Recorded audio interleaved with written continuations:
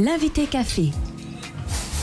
L'insertion des jeunes en situation de handicap, nous en parlons ce matin avec le directeur de l'IMED, l'Institut médico-éducatif départemental, Patrick Fosta. Il va répondre à nos questions. Bonjour Patrick Fosta.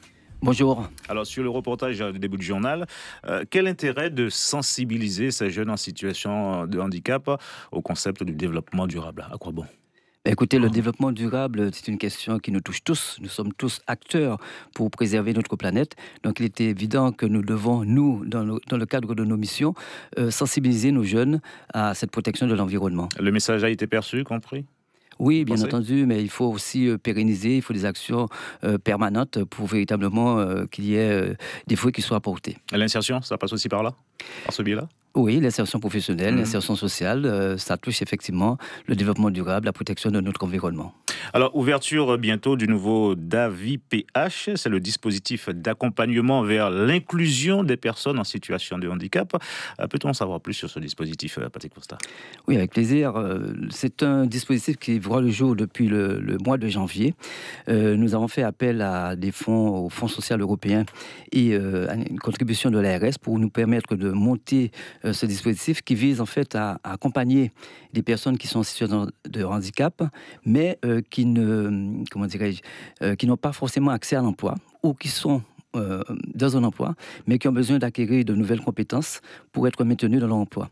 Et naturellement, nous adressons aussi aux chefs d'entreprise pour leur permettre de maintenir dans l'emploi et de recevoir également des personnes en situation de handicap. Très bien. C'est véritablement une innovation dans ce domaine ou un remake de ce que nous connaissons déjà que vous mettez en application? Non, c'est pas un remake, c'est une innovation dans le sens où c'est porté par un institut médico-éducatif. Il existe effectivement de dispositifs qui accompagnent les personnes en situation de handicap et les chefs d'entreprise. Nous venons en complémentarité pour permettre justement à tous ceux qui sont en difficulté de se réconcilier avec le monde de l'emploi. Olivier Damon. Alors justement, en termes de contenu, qu'est-ce qu'on y retrouve ? Alors, il y a plusieurs phases, bien entendu. Tout d'abord, il s'agit d'identifier les besoins de la personne. Il faut véritablement connaître ses potentialités et les difficultés qu'elle rencontre et qui l'empêchent d'accéder au monde de l'emploi. Une fois que ces besoins sont identifiés, on monte avec elle un projet qui vise à l'accompagner, soit vers la formation, soit vers la mise en stage, enfin, peu importe le levier. In fine, l'idée, c'est qu'elle puisse accéder à un emploi dans une entreprise publique ou privée. C'est pas ce qui se faisait déjà ? Il y a effectivement des réponses, mais qui sont pour l'instant insuffisantes. Là, il faut vraiment multiplier les actions. Plus il y a de partenaires, plus il y a de réponses, plus il y a de choix, plus on a des chances effectivement d'aboutir aux objectifs qui sont fixés. Qui sont vos partenaires? Vous les connaissez déjà?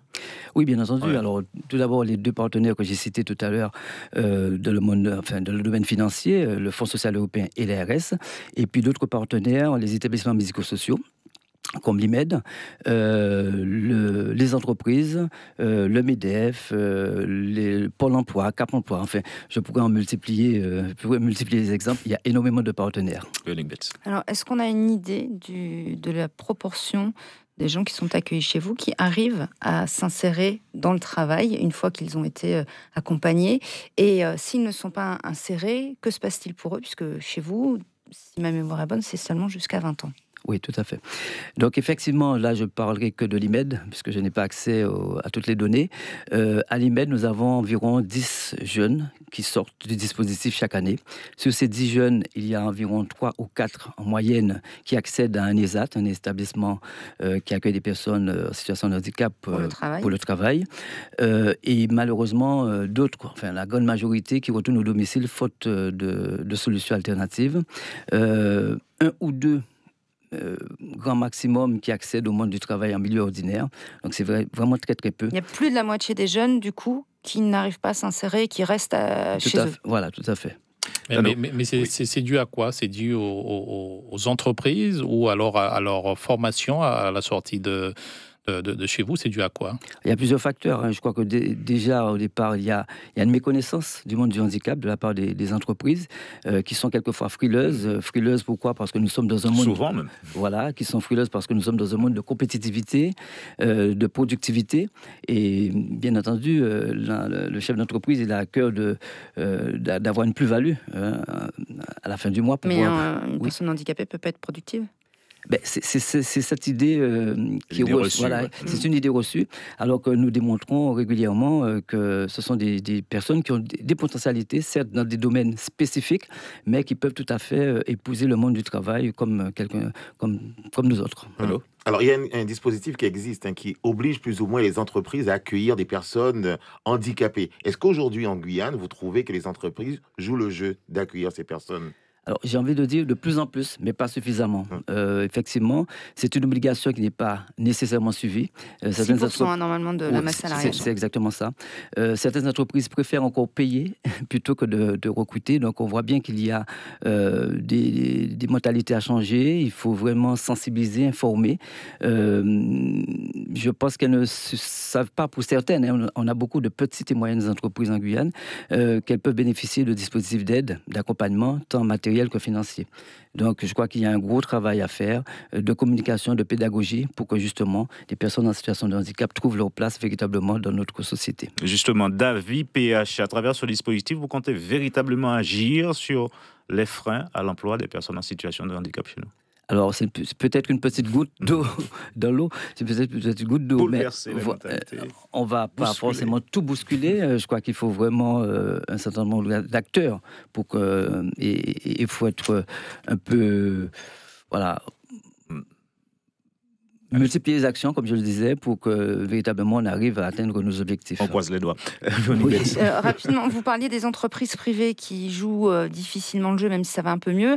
Est-ce que l'État, au moins l'État, montre l'exemple, et est-ce que l'État respecte ces fameux 6% dans les services de l'État, on va dire, ici en Guyane? Oui, c'est tout à fait. L'État également joue le jeu. Ne serait-ce que chez nous, nous avons également des personnes en situation de handicap qui sont recrutées à la collectivité territoriale. Enfin voilà, l'État joue le jeu, peut-être pas suffisamment comme dans le secteur privé, mais il y a une volonté en tout cas de permettre à ces personnes de s'intégrer. Ça va mieux, mais c'est pas encore ça, quoi. C'est pas encore ça. Voilà, il faut du temps. On peut encore mieux faire. Combien de personnes précisément concernées par ce dispositif? Alors sur 2 ans et demi, 90 personnes en moyenne, avec une file active d'une trentaine de personnes par an. Ouverture, lancement officiel la semaine prochaine? Lancement officiel la semaine prochaine, le 18, lundi prochain, où nous pourrons accueillir enfin le public.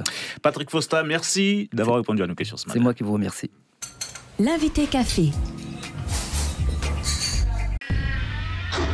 Suivez l'info sur Guyana Première, télé, radio et internet.